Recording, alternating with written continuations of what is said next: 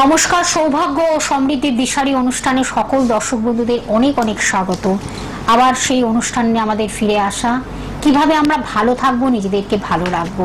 তখন আমরা তো সারাক্ষণ নানান সমস্যা জর্জরিত হয়ে থাকি, নানান সমস্যা আমাদেরকে ঘায়েল করে, আমাদের চলার পথকে থমকে দেয়, আমাদের চলার পথটা ভীষণভাবে একটা দুরূহ জায়গায় পৌঁছে যায়, দুর্গম জায়গায় পৌঁছে যায়। আসুন না, আমরা সেই জায়গা থেকে কিভাবে বেরিয়ে এসে আমরা একটা সুগম জায়গায় পৌঁছে যাই, সুগম এবং সুপ্রশস্ত এবং সঠিক জায়গায় যেন আমরা পৌঁছে যেতে পারি, সেইভাবেই আলোচনা আমাদের চলবে আজকে।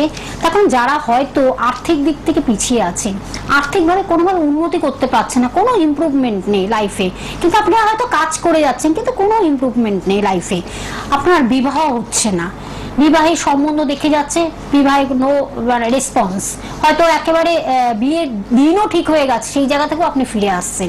এই যে নানান রকমের লটস অফ প্রবলেমসগুলো আমাদের লাইফে তৈরি হয়, এই জায়গা থেকে আপনি কিভাবে বেরিয়ে এসে আপনার জীবনটাকে সুন্দর করে তুলবেন।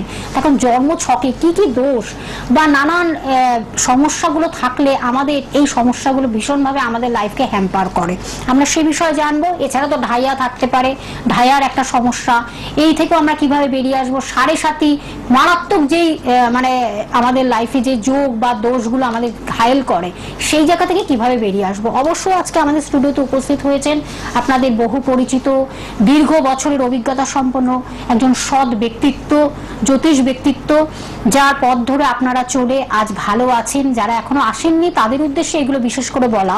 সেই ব্যক্তিত্বকে যখন আমরা পাই আমাদের অনেক জিজ্ঞাসা নিয়ে আমরা বসে থাকি। আমাদের সঙ্গে উপস্থিত আছেন জ্যোতিষাচার্য শ্রী জগন্নাথ মুখার্জি মহাশয়, যিনি কিন্তু একাধারে জ্যোতিষ এবং তার সঙ্গে সংখ্যাতত্ত্ববিদ, হস্তরেখাবিদ এবং বাস্তু কনসালটেন্ট, একজন সুদক্ষ বাস্তুবিদ, এবং তার সঙ্গে কেপি অ্যাস্ট্রোলজার। সনাতন জ্যোতিষ এবং কৃষ্ণোপেত পদ্ধতি দুটোকে একত্রিত মেলবন্ধন করেই তিনি কিন্তু মানুষকে দীর্ঘ বছর ধরে উপকার করে যাচ্ছেন। আসুন আজকে আমরা এই বিষয়গুলো রাখি এবং আলোচনার মাধ্যমে আপনাদের কাছে আমরা পৌঁছে দিই। আমাদের সঙ্গে উপস্থিত আছেন শ্রী জগন্নাথ মুখার্জি মহাশয়। স্যার স্বাগত। নমস্কার স্যার। প্রথমেই কিন্তু আমি বললাম আমরা আজকে একটু আর্থিক দিকটাকে তুলে ধরি। আর্থিক দিক থেকে যখন আমরা ভীষণভাবে পর্যুদস্ত হই, যখন আমরা ভীষণভাবে খাটি, পরিশ্রম করি, আর্থিক উন্নতির জন্য আমরা অগ্রসর হই, তখন কোনোভাবে সেটা জায়গাটা যখন তৈরি হয় না, তখন আমাদের মধ্যে একটা হতাশা গ্রো করে, হতাশা তৈরি হয়। এই যে আর্থিক দিক থেকে যখন আমরা ক্ষতিগ্রস্ত হই বা আর্থিক দিক থেকে যখন সংকটাপন্ন হই, সেই জায়গা থেকে বেরিয়ে আসবো কিভাবে? গ্রহকে বলছে অশুভ গ্রহত্বের পরে ফলে কি এই সমস্যাগুলো আমাদের জীবনে আসতে পারে, সেটা জানবো। তারপরে হয়তো বিবাহের ক্ষেত্রে হতে পারে, চাকরির ক্ষেত্রে হতে পারে, সন্তান নিয়ে সমস্যা আসতে পারে। এই যে নানাবিধ সমস্যাগুলো ভীষণভাবে আমাদের ডিস্টারবেন্স তৈরি করে।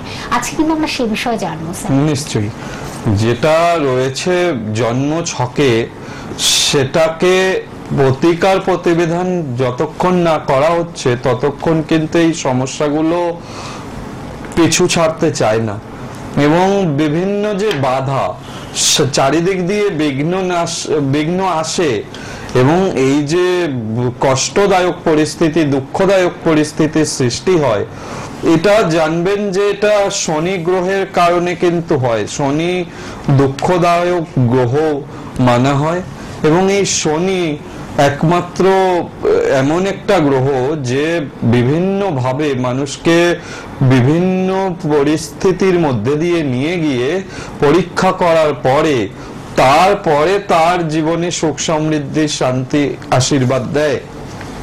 কিন্তু শুরু থেকে এই শনির যে পরীক্ষা, শনির পরীক্ষা দিতে দিতেই মানুষের জীবন নাজেহাল হয়ে যায়। ভীষণ রকম যন্ত্রণা, দুঃখ, কষ্টের মধ্যে দিয়ে এই যে মানুষের পরিস্থিতির সৃষ্টি হয়, এগুলোকে সহজে এর থেকে বেরোতে পারে না বহু মানুষ রয়েছেন। এবং দেখা যায় আর্থিক সমস্যা তো রয়েছেই, প্রচুর মানুষ রয়েছেন যাদের আর্থিক সমস্যা তো কন্টিনিউ রয়েছে, সেখান থেকে কিছুতেই ডেভেলপ করতে পারছেন না। এছাড়াও অনেক দেখা যাচ্ছে যে সংসারে স্বামী স্ত্রীর মধ্যে ভুল বোঝাবুঝি, অশান্তি দিন পর দিন বেড়ে চলেছে। সেটা আর্থিককে কেন্দ্র করেও হতে পারে। আর্থিক সচ্ছলতা বজায় নেই, যার ফলে স্বামী স্ত্রীর মধ্যে মিল হচ্ছে না। অন্যান্য বিষয়ও থাকতে পারে যার জন্য স্বামী স্ত্রীর মধ্যে মিল হচ্ছে না। যে কোনো কাজে যাচ্ছেন, কিছুতেই সফলতা আসছে না, সব দিক থেকে বাধা পাচ্ছেন। তার মধ্যে আপনি যদি জানেন যে আপনার জন্মছকে শনি 7.5 চলছে, কিংবা শনির ঢাইয়া চলছে, কিংবা শনির দশা চলছে, তাহলে তো এটা আরো জটিল আকার ধারণ করছে সমস্যাগুলো। তো এই যে সমস্যাগুলো, এইগুলো থেকে ভালো থাকতে গেলে প্রতিকার প্রতিবিধানের পাশাপাশি যদি হনুমানজির পুজো করা যায়, সেক্ষেত্রে কিন্তু ভালো উপকার হয়। শাস্ত্রে রয়েছে ভীষণ রকম ভাবে সর্ববিঘ্ন হরণকারী দেবতা যদি বলেন, বিঘ্ন নাশ করা, সর্বসংকট মোচন করেন হনুমানজি। এই হনুমানজির যদি পুজো ঠিকমতো করা যায়, তাকে স্মরণ করা যায়, পুজোর অনেক নিয়ম নিষ্ঠা অনেকের পক্ষে সম্ভব হয় না, কিন্তু তাকে যদি স্মরণ করা যায় তাহলেও কিন্তু তার উপকার হয়। যদি হনুমান চালিসা পাঠ করা যায়, নিয়মিত পাঠ করা যায়, তাহলেও কিন্তু সে প্রচুর উপকার পেতে পারে। এখন এই যে এটা হনুমান চালিসার ভীষণ মাহাত্ম্য রয়েছে, নিয়ম করে যে পড়বে তার কিন্তু যে কোনো সংকট, যে কোনো দুঃখ, যে কোনো রোগ, এগুলো কিন্তু আস্তে আস্তে কাটতে আরম্ভ করবে। সে কিন্তু ভালো জায়গা পেতে পারবে, জীবনে কিন্তু সচ্ছলতা থেকে আরম্ভ করে সংসারে সুখ শান্তি সমৃদ্ধি, সেগুলো কিন্তু সব আসবে। হনুমান চালিসাতেই তো রয়েছে সংকট কাটে মিটে সব পীরা, जो सुमेरो हनुमत बलबीरा। এই যে সংকট, যে কোনো সংকট কাটাতে পারে হনুমানজি। এখন এই যে হনুমানজির রূপ, যে কোনো মূর্তি আপনার বাড়িতে থাকলে ভালো, যদি কোনো পিকচার ফটো ফ্রেমে কিছু বাঁধানো থাকে সেটাও হতে পারে।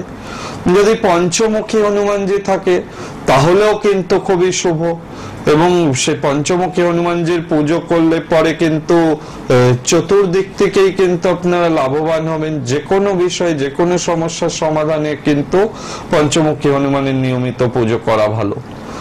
এখন যারা এই অলরেডি পাঠ করেন, হনুমানজির চালিসা পাঠ করেন, তাদের বলবো ছোট হনুমান চালিসার কোনো বই সাথে করে যদি রাখা যায়, সঙ্গে রাখা যায়, সেক্ষেত্রেও কিন্তু উপকার হবে। আপনি অফিস যাচ্ছেন, ব্যবসা স্থলে যাচ্ছেন, বা কোথাও পথে ঘাটে ভ্রমণ করতে বেরিয়েছেন,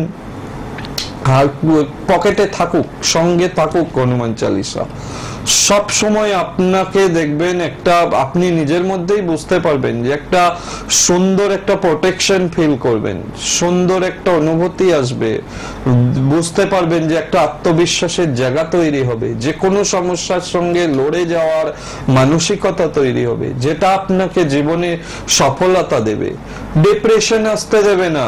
এই হনুমানজিকে যদি দেখেন, কোনো সমস্যা তার কাছে সমস্যা নয়, যে কোনো সমস্যার গোড়া থেকে উপরে ফেলেন হচ্ছে হনুমানজি। সুতরাং তার কৃপা যদি লাভ করা যায়, জানবেন এই শনির যত খারাপ প্রভাবই আপনার জন্মছকে থাকুক না কেন, আপনার হাতে শনি গ্রহের অবস্থান যত নিচস্থই থাকুক না কেন, যদি সঠিকভাবে হনুমানজির কৃপা পাওয়া যায়, তাহলে জানবেন যে সেই সমস্যা আপনাকে কিন্তু সমস্যায় ফেলতে পারবে না, আপনারা কিন্তু জীবনে এগোতে পারবেন। এখন যে কোনো মনস্কামনার জন্য হনুমানজির আরাধনা করলে ভালো।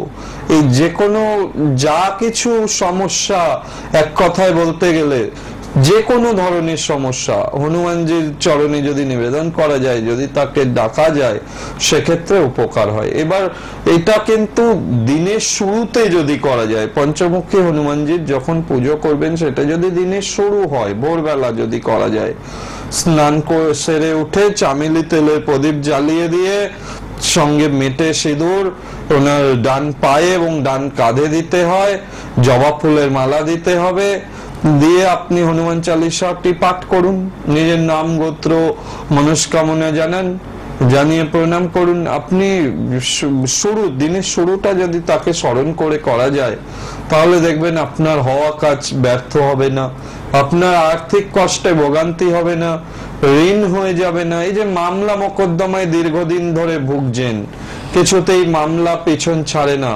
হ্যাঁ, বিভিন্ন সংকট চলছে, জানবেন এটা মঙ্গল কুপিত থাকলে হয়। আবার জানবেন হনুমানজির পুজো যদি করা যায় ঠিকভাবে, হনুমানজিকে ডাকা যায়, মামলা মোকদ্দমার হাত থেকেও কিন্তু নিষ্কৃতি পাবেন। যে কোনো গুরুতর যে কোনো সমস্যা বলছি, সেই সমস্যাগুলোই কিন্তু হনুমানজির মাধ্যমে কাটানো সম্ভব, হনুমানজির পুজো প্রার্থনার মাধ্যমে কাটানো সম্ভব। সেক্ষেত্রে কি করতে হবে, কি শুদ্ধ করে, মন শুদ্ধ করে তবে কিন্তু যদি তার পুজো করা যায়, তাহলে কিন্তু তার কৃপা আপনি পাবেন। এখন যারা মোটামুটি জন্ম তারিখ সময় টময় জানেন না, অথচ দেখছেন যে সমস্যা কিছুতেই মিটছে না, চেষ্টা করুন মঙ্গলবারটাকে পালন করতে। মঙ্গলবার নিরামিষ খান। মঙ্গলবার কোনো বাড়িতে যদি হনুমানজির কোনো চিত্র না থাকে বা মূর্তি না থাকে, সেক্ষেত্রে কাছাকাছি কোনো হনুমানজির মন্দির থাকে, সেই মন্দিরে যদি পুজো দেওয়ার চেষ্টা করুন, সেক্ষেত্রে কিন্তু লাভবান হবেন। মঙ্গলবারটাকে মেনে চলা খুব উপকার হবে সেক্ষেত্রে। যাদেরই জন্মছক জানেন না অথচ দুঃখে আছেন, কষ্টে আছেন, তাদেরকে বলবো একটু হনুমানজির পুজো দিতে মনস্কামনা জানিয়ে, সেক্ষেত্রে কিন্তু উপকার পাবেন। আর হনুমান চালিসাটা তো বললামই, সঙ্গে করে যদি রাখা যায় সেক্ষেত্রেও কিন্তু খুব ভালো উপকার পাওয়া যায়।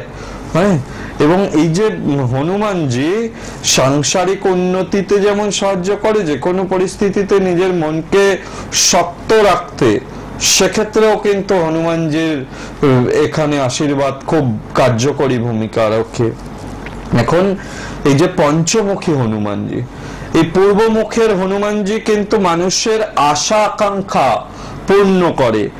উত্তর দিকে মুখ যে হনুমানজি, পঞ্চমুখী হনুমানের যে 5টা দিকে মুখ, এই পঞ্চমুখী হনুমান বলা হয়। উত্তর দিকের হনুমান মানুষের কিন্তু ধন সম্পত্তি বৃদ্ধি করে, সেই আশীর্বাদ কিন্তু করেন। পশ্চিম দিকের হনুমানজি মানুষকে সর্ব সৌভাগ্য আনয়ন করে দেন, পশ্চিম দিকের হনুমানজি। দক্ষিণ দিকে হনুমানজি নরসিংহমুখী হনুমানজি সমস্ত ইচ্ছা পূরণ, যে কোনো মঙ্গল বিধানকারী। আর আকাশমুখী অর্থাৎ হয়গ্রীব সমগ্র জগতের কল্যাণ করে থাকেন। এই পঞ্চমুখী হনুমানের এটা কিন্তু ভীষণভাবে উল্লেখযোগ্য আশীর্বাদ বলতে পারেন। ঋণাত্মক বিষয়ে, নেগেটিভ চিন্তা ভাবনাগুলো থেকে মুক্তি দিতে পারে একমাত্র পঞ্চমুখী হনুমানজির পুজো করা। হ্যাঁ, আর যখনই করবেন হনুমানজির পুজো, লাল বস্ত্র বা লাল আসনের মধ্যে বসিয়ে যদি করা যায় সেক্ষেত্রে ভালো হয়।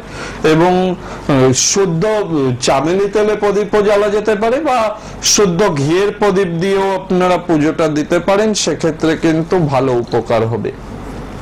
এখন যারা ধরুন বিভিন্ন রকম কষ্টে ভুগছেন, শনিদেবের যারা জানেন যে পার্টিকুলার সমস্যা, এগুলো শনিদেবের প্রভাবে হচ্ছে, শনি গ্রহের কারণে কষ্ট পাচ্ছেন, তারা তো হনুমানজির পুজো করবেনই। পাশাপাশি যদি সম্ভব হয়, শনির আরাধ্য দেবতা হচ্ছে মা কালী, মা দক্ষিণা কালিকার যদি পুজো করা যায়, সেটা যদি শনিবারে করা যায়, তাহলেও কিন্তু দুঃখ কষ্টের অনেক নিরাময় ঘটে, বিশেষ উপকার কিন্তু সেক্ষেত্রেও পাওয়া যায়। অবশ্যই বলবো, তার আগে আপনি চেম্বারটা একটু বলে দিন। হ্যাঁ, আমরা সেইভাবেই শুনছি, আপনারাও ভীষণভাবে একাগ্রতা সহকারে শুনছেন যে কত কিছু আমরা যদি এগুলোকে ঠিকমতো পালন করতে পারি, মেনটেন করতে পারি, তাহলে কিন্তু আমরা খুব ভালো একটা জায়গায় আমরা থাকতে পারি, নিশ্চয়ই আমরা ভালো থাকতে পারি, বিভিন্ন রোগ বিভিন্ন সমস্যা থেকে আমরা কিন্তু মুক্ত হতে পারি। সেইভাবে এই অনুষ্ঠান আপনাদের কাছে আমরা পৌঁছে দিচ্ছি। আর স্যার সেইভাবেই কিন্তু আপনাদেরকে নানানভাবে সতর্ক করে দিচ্ছেন যে এই সমস্যাগুলো যদি আপনাদের জীবনে এসে থাকে, সেগুলো থেকে কিভাবে আপনারা বেরিয়ে আসবেন, সেইভাবে আপনাদের কাছে আমরা পৌঁছে দিচ্ছি। এবার এই মানুষটির সান্নিধ্যে কিভাবে যাবেন, আমি সেটা আমার জানানোটাও খুব কর্তব্য মনে করি। তার নিজস্ব যে চেম্বারগুলো রয়েছে সেটা আমি একটু জানিয়ে দিচ্ছি। রাজপুত চৌহাটি মোড়ে, প্রথমে আমি বলছি যে চেম্বারটি রাজপুত চৌহাটি মোড়, প্রতি রবিবার আপনারা সকাল 10টা থেকে 3টের মধ্যে বন্ধুরা পাচ্ছেন, এবং বুধ এবং শুক্রবারও বিকেল 5টা থেকে 10টার মধ্যে বন্ধুরা পাচ্ছেন। সেটা আপনারা লিখে নিন এবং যার যেখানে কাছাকাছি হবে পৌঁছে পৌঁছে যান, নোট ডাউন করুন লেখা, এই যে যে চেম্বারগুলো বলছি এক্স্যাক্ট এই চেম্বারগুলোতেই তাকে কিন্তু পাচ্ছেন, অন্যত্র আর কোথাও না। সেই টাইমিং এবং সবকিছু আপনাদের ডিটেলস আমরা জানিয়ে দিচ্ছি, আপনাদের সেখানেই পৌঁছাতে হবে অগ্রিম বুকিং করে, তবেই কিন্তু আপনারা উন্নতির শিখরে পৌঁছে যাবেন। যা যা সমস্যা হচ্ছে সবকিছু তিনি সমাধানের মাধ্যমে, আপনাদের সঠিক প্রতিকার প্রতিবিধানের মাধ্যমে আপনাদের লক্ষ্যস্থলে তিনি কিন্তু পৌঁছে দেবে। যা যা আপনাদের জীবনের চাহিদা, যা যা আপনাদের যা যা কামনা বাসনা সবকিছুকে তিনি পূরণ করতে পারেন। তার কারণ এই অনুষ্ঠান আপনাদের কাছে কনফিডেন্টলি আপনাদের কনফিডেন্স আনে, আস্থা ভরসা বিশ্বাসের জায়গা তৈরি করে, আর সেটা নিয়েই তিনি কিন্তু বহু দীর্ঘ বছর ধরে মানুষকে উপকার করে যাচ্ছেন। সেইভাবে আপনাদের আমরা বলছি এই যে নিজস্ব চেম্বার যেটা হলো রাজপুর চৌহাটি মোড়ে আপনারা পাচ্ছেন, প্রতি রবিবার সকাল 10টা থেকে 3টের মধ্যে যেমন পাচ্ছেন, বুধ এবং শুক্রবারও বিকেল 5টা থেকে 10টার মধ্যে পাচ্ছেন। এবার কিভাবে আসবেন সেটা আমি এক্সাক্ট জানিয়ে দিচ্ছি। কাজী নজরুল ইসলাম মেট্রো স্টেশন থেকে নেমে বারুইপুরগামী যে কোনো বাস বা অটোতে আপনারা পৌঁছে যাচ্ছেন, মাত্র 10 থেকে 15 মিনিট লাগবে এই চেম্বারটিতে পৌঁছাতে।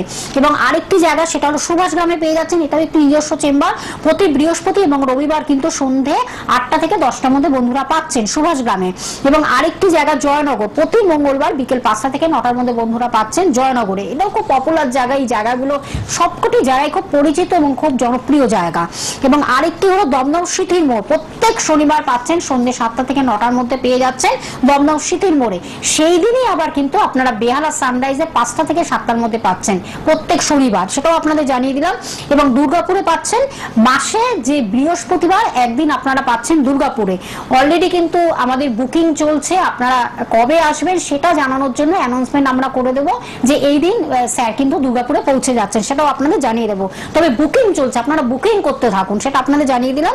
এবং আরেকটি জায়গা বহরমপুরে বন্ধুরা পাচ্ছেন, ফোন নাম্বারটি আমি একটু জানিয়ে দিচ্ছি। অগ্রিম বুকিং যেই নাম্বারটি টিভি স্ক্রিনে রেড বক্সে আপনারা দেখতে পাচ্ছেন, লাল রঙের যে বক্সটায় 9051200976, এই নাম্বারটি হলো বুকিং নাম্বার বা যেটাকে বলে কন্ট্যাক্ট নাম্বার বা যেটা হলো হেল্পিং নাম্বার।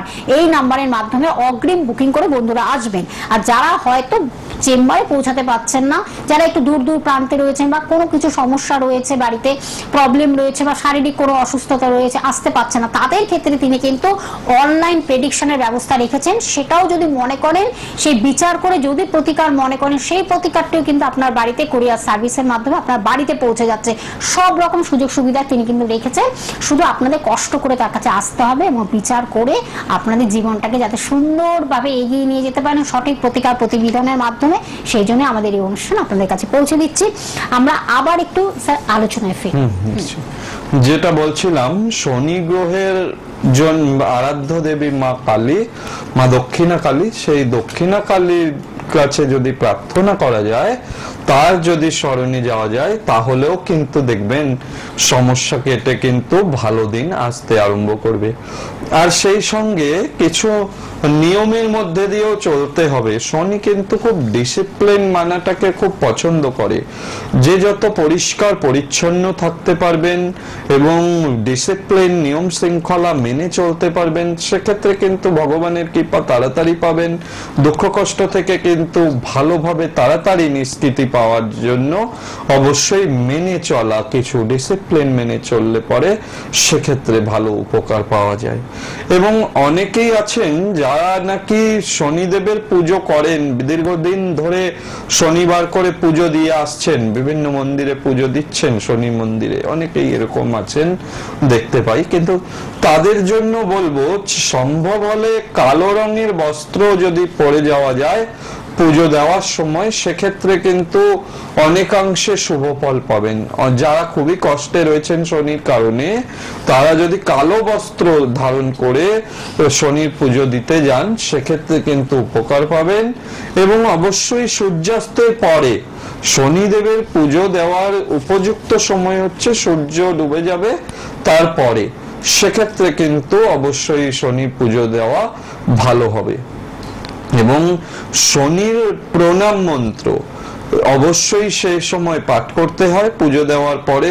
এবং কালো তিল আর সর্ষের তেল, এটা বহু অনুষ্ঠানে আমি বলেছি যে শনির দান হচ্ছে কালো তিল আর সর্ষের তেল। এই কালো তিল আর সর্ষের তেল আগে দান করবেন, নাম গোত্র উচ্চারণ করবেন, মনস্কামনা জানাবেন, প্রণাম করবেন। শনির প্রণাম মন্ত্র ওং নীলাঞ্জন চয় প্রক্ষং রবি সুতং মহাগ্রহম ছায়া গর্ভসম্ভূতং বন্দে ভক্তা শনিশ্চরম ওং নমঃ শনিশ্চরায় নমঃ। এই মন্ত্র যদি আপনারা পাঠ করেন সেক্ষেত্রেও কিন্তু ভালো হবে, উপকার পাবেন। সেক্ষেত্রে এই শনির পুজো দেওয়ার পরে বাড়ি ফিরে ভালো করে হাঁটু পর্যন্ত পা ধুতে হয়, হাতের কনুই পর্যন্ত হাত ধুয়ে মুখ ধুয়ে তারপরে ঘরে প্রবেশ করলে সেক্ষেত্রে কিন্তু শুভ মানা হয়। সেইভাবে কিন্তু আপনারা যদি মেনে চলতে পারেন দেখবেন এই দুঃখ কষ্ট দারিদ্রতা থেকে আস্তে আস্তে আস্তে আস্তে কিন্তু রিলিফ পেতে থাকবেন। অবশ্যই তো জ্যোতিষীয় মতে প্রতিকার প্রতিবিধান রয়েছেই।